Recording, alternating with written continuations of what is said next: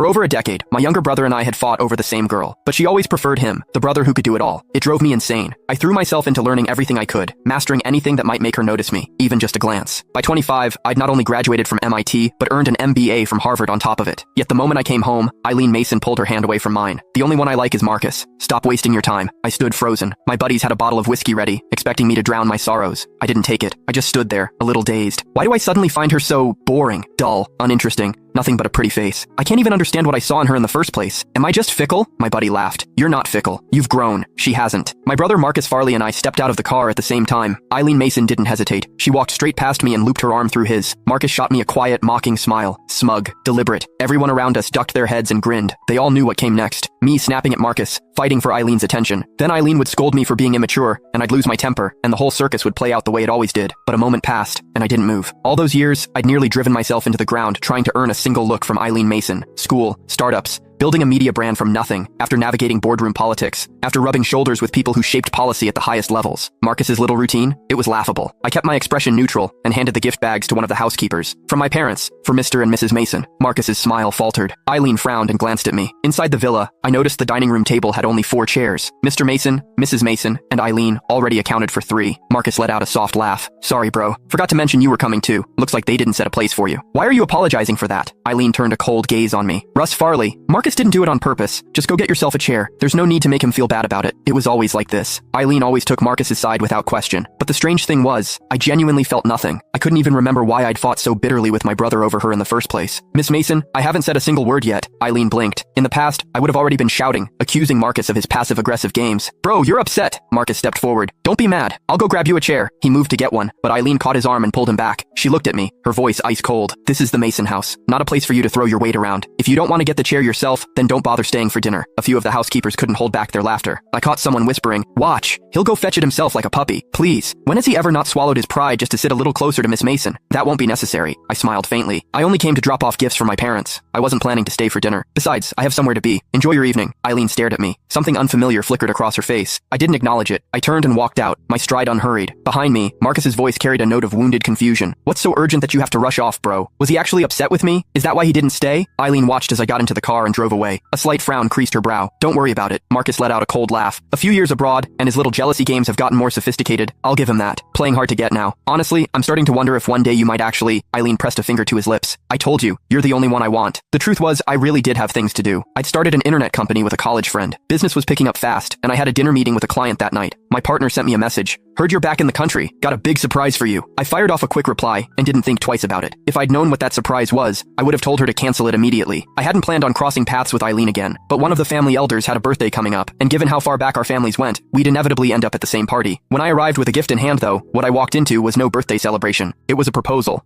Marcus was down on one knee. The moment he spotted me, a mocking smirk tugged at the corner of his mouth. He slid a diamond ring onto Eileen's finger with deliberate slowness. Congratulations. My parents were the first to start clapping. I stared at them, bewildered. Isn't today Grandpa's birthday? It is. But your grandfather said he wanted to double the celebration. I frowned. You were all this eager to rush their engagement? I genuinely thought this was just... My father cleared his throat. The reason we kept it from you, well, we were afraid you'd try to ruin it. Did you know? Eileen just became the national director at Apex Group. Apex? I froze. That was my company. The one I'd co-founded with my college partner. A daughter-in-law like Eileen doesn't come along every day. Of course we had to lock down the engagement while we could. My mother's voice softened. We know you have feelings for her, sweetheart, but you can't force these things. She's never felt that way about you. Not in all these years. It's time to let go. I said nothing. I looked down at my phone and messaged my partner. Please tell me the surprise isn't Eileen Mason. She sent back a laughing emoji. We all know you're crazy about her. I handled the national staffing myself. She reports directly to you now. You two are going to be joined at the hip from here on out. Haha. I pressed my palm against my forehead. Hey, isn't that Russ Farley? Eileen Mason's little puppy dog? Oh my god, it is. He actually showed up. Look at his face. That poor, tortured expression. I almost feel bad for him. The whispers needled into my skull like a migraine. I gave up on the party and ducked into a side room to call my partner and sort this out. After I'd finished explaining that I was over Eileen, I opened the door. A hand shot out and locked around my wrist. I was dragged down the hallway and shoved into the stairwell. Eileen! I pulled back, caught off guard. She released me with a flick of her wrist. You saw what happened tonight. Her voice was ice. I frowned at her. Marcus and I are engaged now. It's time you found someone and settled down too. Settled down? I let out a dry laugh. Not in my plans at the moment. So you're just going to keep clinging to something that was never yours? I blinked. Then it clicked. She'd misread me completely. What I mean is, I'm not looking to get married because my career is still taking off. That's all. Eileen studied me for a long moment. She laughed suddenly. Don't you think that's a pathetic excuse? I froze. The CEO of Apex is a man around your age. Even he has his mind on settling down. So what exactly are you pretending for? I couldn't find a rebuttal. Everyone knew I'd been lovesick for years. The problem was, now that I'd finally come to my senses, nobody believed it. Not even my own business partner. Let me make this clear, Russ. She lifted her chin. I didn't like you before, and now that I'm engaged, there's even less of a chance. If you keep throwing yourself at me, I'll only despise you more. Unless, her eyes narrowed. You think you can be my side piece? In that moment, I understood myself even less than before. This woman standing in front of me, shallow, arrogant, completely classless. Why had I torn myself apart fighting with Marcus over her? A cold laugh escaped my throat. I turned and walked away. My partner would have to come apologize on her own time. I stood at the banquet, quietly nursing a drink. A snap of fingers. 7 or 8 women descended on me, surrounding me on all sides. Well, if it isn't the eldest Farley son, Eileen's engagement party, and you actually showed up. We were all betting you'd be too heartbroken to come. Looks like the eldest young master is still carrying that torch. A hand slid onto my thigh. I shoved it away in irritation. Ooh, a few years studying abroad and suddenly he's too good for us. This isn't like the old days when you were begging us to put in a good word for you. Back when I was hopelessly in love with Eileen, I hadn't just groveled for her. I'd groveled for her entire circle. Marcus was the multi-talented one, the one I could never measure up to. My only hope had been these women, convincing them to say something kind about me in front of Eileen. I'd memorized all of Eileen's hobbies. I'd memorized all of their hobbies too. Every year, I sent lavish gifts, practically bribing them to help me leave a good impression. Looking back now, I genuinely couldn't fathom the person I used to be. I simply hadn't known any better. Look, Eileen's engaged now. You never had a shot. You just can't compete with your little brother for her affection. That's a fact. She paused. But it's not completely hopeless. One of the women leaned in close. The reek of cheap perfume and alcohol spread through my nostrils. You let us girls break you in for one night, and we'll put in a good word. Get you a spot in Eileen's bed down the line. How's that sound? I tried to pull away. Fingers clamped around my jaw. Don't be shy. We'll keep it our little secret. Oh? Eileen? Someone spotted Eileen passing by. Eileen! I stood up, but the women clung to me, holding me in place. She'd heard everything. Every word. Eileen! Tell your friends to back off. A flicker of surprise crossed the women's faces. They glanced at one another, but Eileen simply let one of them loop an arm around her waist. Her expression didn't change. Not a flicker. She turned and walked away.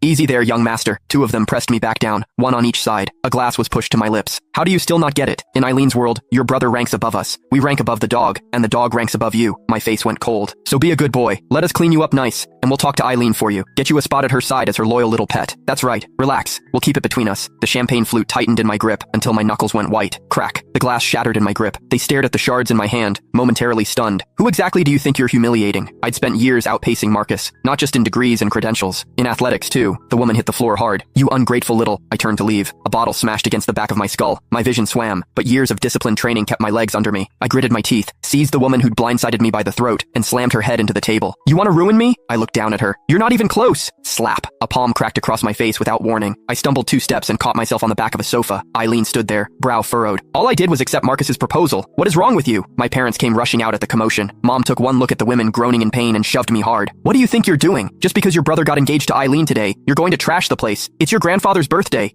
Can you act like an adult for once? The guests hadn't heard what those women said to me. They looked over with disapproving frowns. You're 25 years old. Grow up. She doesn't want you. Throwing punches and breaking things isn't going to change that. Marcus's eyes went red. Russ, if you really can't handle it, here. He held up his hand, tugging at his ring. Take it. Just please stop making this harder for us. He actually started pulling the ring off his finger. Eileen grabbed his hand and stopped him. Russ Farley, are you really this pathetic? I'm engaged and you're still causing a scene? She tilted her chin up. You want to be with me that badly? She pulled Marcus closer. Make Marcus happy first. Then I'll consider you. Eileen? Marcus turned to look at her. She gave a soft laugh. He won't leave me alone, so we might as well use it. But if he wants me to accept him, he has to get through you first. She traced a finger along Marcus's jaw. I'm sure you can find ways to keep him in line. Something flickered behind Marcus's eyes. Delight. Eileen looked at me. There. Simple enough for you to understand? I touched the cheek she'd slapped. Said nothing. Just stepped forward. Slap. Gave it right back. Mom grabbed my arm. What are you doing? Marcus let out a strangled gasp. Russ, if you want to hit someone, hit me. Don't touch her. Hit you? I laughed. You're not worth the effort. You, Eileen. I looked her dead in the eye. As CEO of Apex Group, I'm terminating your employment. Don't bother showing up.